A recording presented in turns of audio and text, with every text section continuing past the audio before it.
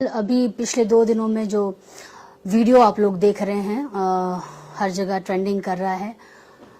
ये वीडियो है 30 तारीख की रात का तकरीबन 12:30 बजे से लेके 1 बजे के बीच का।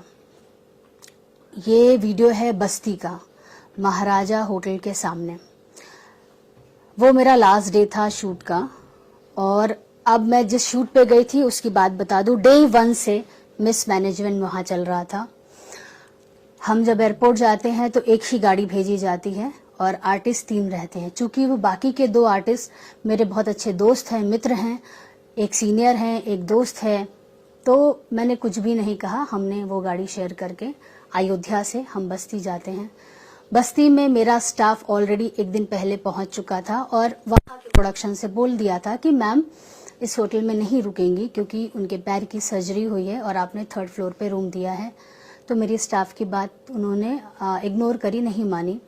मैं जब पहुंची तो मैं गाड़ी में ही उस दिन डे 1 ही 40 मिनट में गाड़ी में ही बैठी रही और मैंने कहा कि मैं इस होटल में नहीं जा सकती हूँ। मेरे सुविधा के लिए ये ठीक नहीं है, आप चेंज करिए इसको, जहाँ 1st फ्लोर हो या जहाँ लिफ्ट हो और ठीक ठाक जगह हो, आप हमारा होटल वहां कर दीजिए। तो फिर इस चीज को डिसीजन लेने में मैं गाड़ी में ही 40 मिनट बैठी रही, शायद उन लोग को 40 से 50 मिनट लगे।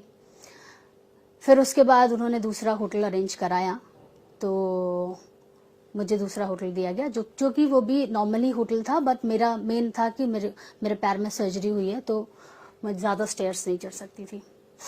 उसके बाद कुछ हमारे कमिटमेंट्स प्रोडक्शन के साथ हुए थे बिफोर शूट कि हमें हमारी बेसिक नीड्स जो हैं ये हमें मिलनी चाहिए थी, आप हमारा अरेंज करा दीजिएगा सेट पे। तो सारी चीज़ें डन हो गई थी। उसके बावजूद भी वो बेसिक नीड्स जो भी थी उनको वहाँ प्रोवाइड नहीं कराया गया। फिर भी मैं अपने रूम से ही रेडी होके हेयर मेकअप करके सेट पे पहुँचती हूँ, तो वहाँ पे जो भी हमारी रिक्वायरमेंट थी वो फुलफिल नहीं थी। मेरा स्टाफ, मैं करीब 10:30 या 11 बज गए थे हम पहुँचे, तो सेट पे नाश्ता ख़त्म हो चुका था, नाश्ता नहीं था, चीज़ें नहीं थी। ठीक है, कोई बात नहीं, हो जाता है, पहला दिन है शूटिंग का, कोई बात नहीं। इसके बाद धीरे धीरे हम जिस होटल में हमें रखा गया उस शूटिंग स्टार्ट हुई। मेरी जो रिक्वायरमेंट थी, मैंने बोला प्लीज़ सर अगर अरेंज नहीं हो पाई है तो आप नेक्स्ट डे अरेंज कर दीजिए। तो उन्होंने नेक्स्ट डे मंगा दी थी, जो मेन प्रोड्यूसर है।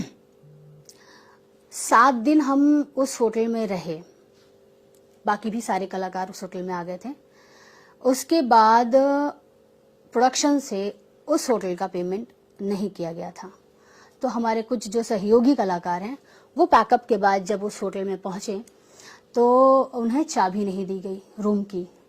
तो रीज़न पूछा गया कि भाई आप चाबी क्यों नहीं दे रहे हैं? तो बोला आपके प्रोडक्शन से पेमेंट नहीं हुई है होटल की, तो चाबी जब पेमेंट हो जाएगा तब देंगे। फिर ये जो लड़का अपने आप को वीडियो में प्रोड्यूसर बोल रहा है वो है प्रोडक्शन वाला, जिसका नाम है अनुराग मिश्रा। वो उस होटल में पहुंचता है और होटल वालों से बहसबाजी होती है। ये मैं ट्यूसडे की बात कर रही हूँ। वहाँ पे उनका जो भी बिल वगैरह होगा क्लियर किया, कम दिया, ज़्यादा दिया, उसके उसी बिहेवियर से, गलत बिहेवियर से ही होटल वालों ने निर्णय लिया कि हम आपकी यूनिट को यहाँ नहीं ठहरा सकते हैं, आप हमारा होटल खाली कर दीजिए और आप कहीं और देख लीजिए। उसके बाद जिस दिन 30 की सुबह मेरे पास आते हैं यही अनुराग मिश्रा, कहते हैं कि मैम आप आपका सामान पैक कर लीजिए, शिफ्टिंग करनी है। तो हम लोग बोलते ठीक है सामान पैक कर लेते, लेकिन बैग रखने कहाँ है, हमें रूम तो दीजिए। तो बोले वो हम अरेंज करा दे रहे हैं, आप अपनी पैकिंग कर लीजिए। हमने अपना सामान पैक कर लिया। ये 7:30 या 8:30 बजे की सुबह की घटना है। हमने अपना सारा सामान पैक कर लिया, सब कर लिया। अब हम वेट कर रहे हैं, 10:30 या 11 बज गया, अभी तक हमारे लिए रूम इनका अरेंज नहीं हो पाया। उसके बाद जब शूटिंग के लिए लेट होने लगा तो इन्होंने फिर कॉल किया और कहा मैम आप सेट पे पहुंचिए, हम आपका रूम अरेंज कर देते हैं। तो मेरे जितने भी बैग थे एज इट इज़ गाड़ी में भर के मैं और मेरा स्टाफ सेट पहुंचता है। और चूंकि वो मेरा लास्ट डे था, बहुत ही लास्ट डे बर्डन होता है आर्टिस्ट पे, कुछ भी छूटा रहता है वो काम करना रहता है, सारी चीज़ें, तो काफ़ी वर्कलोड था। हमने अपना सारा काम ख़त्म किया। तकरीबन 12 बजे मेरा पैकअप हुआ। मैं बहुत ही अच्छे से सबसे मिली, बाय किया, सब किया। उसके बाद मैं आते वक्त मैंने इनको बोला कि होटल हो गया है ना, रूम्स हो गए हैं। ही सेड यस हो गए हैं, आप जाइए। और उन्होंने ही बताया ये होटल है, आप जाइए। वहाँ पे हम गए। वहाँ जाने के बाद मैं गाड़ी में ही थी। मैंने स्टाफ को एक बार बोला कि कंफर्म कर लो, कभी कभी होता है कि शायद सुबह स्टाफ कोई और हो, शाम को कोई और होता है। तो गए, उन्होंने बोला हाँ, ऐसे करके बात करने आए थे। तो फिर मैं अपने गाड़ी से उतरी और रिसेप्शन पे जाके बैठ गई। तो रिसेप्शनिस्ट बोलता है, जो रिसेप्शन पे थे वहाँ पे, उन्होंने, स्टाफ ने कहा कि मेरे स्टाफ से कहा कि सर चाबी हम नहीं दे सकते हैं। तो हम लोगों ने पूछा क्यों नहीं दे सकते हैं? उन्होंने कहा पेमेंट नहीं हुआ है। फिर भी हम लोग मैंने स्टाफ को बोला आप अनुराग मिश्रा जो कि प्रोडक्शन मैनेजर हैं, उनसे आप बात करिए। उन्होंने बात करी तो उधर से जवाब आता है कि ठीक है आप लोग बैठिए, आ रहा हूं मैं, तब करता हूं। ये ऐसा उनका रिप्लाई था फोन पे। तो फिर मैंने कहा उनसे बोलिए कि मैडम बाहर बैठी हैं, कब तक आपको आने में ही 30 से 40 मिनट हो जाएगा, रात के 1:30 बज रहे हैं, तो क्या मैं बाहर ही बैठी रहूं? आप एक काम करिए, उनके स्कैनर पे कर दीजिए। तो कह रहे मैं गाड़ी चला रहा हूं, मुझसे पेमेंट स्कैनर पे नहीं हो पाएगा। तो मैंने मेरे स्टाफ को बोला कि बोल दो ठीक है, स्कैनर पे नहीं हो रहा तो आपके जीपे पे मंगा लीजिए। तो जीपे पे उन्होंने 1500 रुपए भेजे।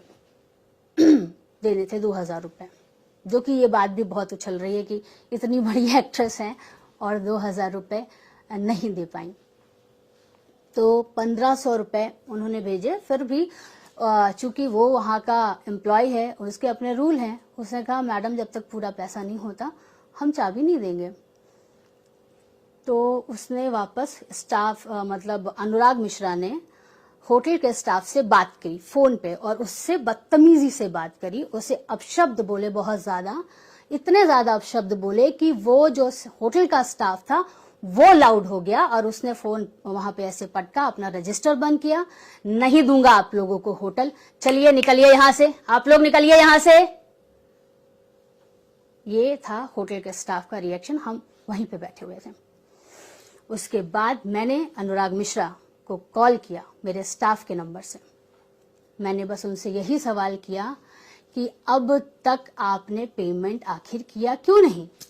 जब आपको पता है आपका आर्टिस्ट आना है, उसके मुझे नेक्स्ट डे मॉर्निंग में 7 बजे या 6 बजे के करीब पटना निकलना था, मेरा एक इवेंट था वहां पे। आपको सिर्फ पता है कि आर्टिस्ट सुबह से काम कर रहा है, उसके पास मात्र 4 घंटे हैं रेस्ट करने के लिए, उसके बावजूद मैं रात के 1:30 बजे 2000 रुपए आपने नहीं दिए, उसके लिए मैं वेट करूं, आप आएंगे, आप पेमेंट करेंगे। तो उसने मुझसे फोन पे ऊंची टोन पे बात करी, तो मैंने भी उससे उसी टोन में बात करी। इतनी बात हुई तो मैंने बोला भाई जब आप सिनेमा बना नहीं सकते, आर्टिस्टों का ख्याल रख नहीं सकते, तो सिनेमा बनाते क्यों हैं? फोन कट किया और मैं जाके गाड़ी में बैठ गई। मेरा स्टाफ भी जाके गाड़ी में मेरे साथ बैठ गया। मैंने गाड़ी के ड्राइवर से कहा कि आप चलिए, मुझे गोरखपुर लेके चलिए, मुझे जब रहना ही है तो मैं गोरखपुर में जाके रह लूंगी, आप मुझे गोरखपुर ड्रॉप कर दीजिए। तो गाड़ी के ड्राइवर को कॉल करके अनुराग मिश्रा बोलते हैं गाड़ी वहां से हिलेगी नहीं। तो चूंकि प्रोडक्शन की गाड़ी थी तो वो कहा मैडम कि वहां से मुझे फोन आया कि गाड़ी लेके कहीं मत जाइएगा। तो मैं और मेरा स्टाफ रात के करीब 1-1:30 बजे रोड पे गाड़ी में पूरे सामान के साथ बैठे हैं। अब ये भाई साहब आते हैं, पीछे का दरवाजा खोलते हैं, मेरे स्टाफ को बाहर निकालते हैं, जिसमें स्टाफ में मेरा बॉय के ठीक बाजू में मेरी हेयर दीदी जो कि एक लेडीज हैं और मेरे मेकअप दादा बैठे थे। इन्होंने मेरे स्टाफ बॉय पे भी उठाया और लड़की पे भी हाथ उठाया। जो मैंने देखा मेरे आंख के सामने, गलत आप हैं, आपने हमारी सुविधा का ख्याल नहीं रखा, आपने चीजें ऐसी की, आप आए थे तो पहले ये देखते कि आपकी सिनेमा की हीरोइन रात के 1:30 बजे आप लोगों की गलती की वजह से रोड पे खड़ी है, आप अपनी गलती मेरे स्टाफ पे उतारेंगे? ये अधिकार आपको किसी ने दिया है? मेरा स्टाफ मेरा परिवार है और मेरे परिवार पे अगर कोई हाथ उठाएगा तो एक बार नहीं, 2 बार नहीं अनुराग मिश्रा, 20 बार मिलोगे तो 20 बार मारूंगी।